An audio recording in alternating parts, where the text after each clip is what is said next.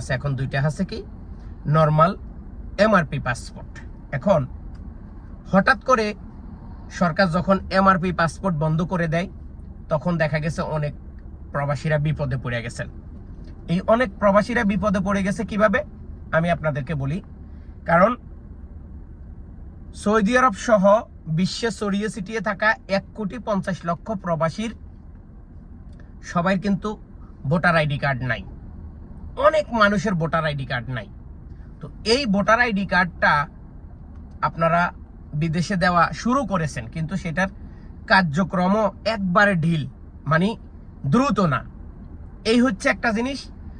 আর আমাদের যেই পাসপোর্ট জটিলতা, এই বিদেশে পাসপোর্টটা যত দ্রুত দেওয়া যায় এবং বিদেশে কোনো প্রকার পাসপোর্ট যেন কোনো সমস্যা না হয়, এই জিনিসটা মন্ত্রণালয় এবং পাসপোর্ট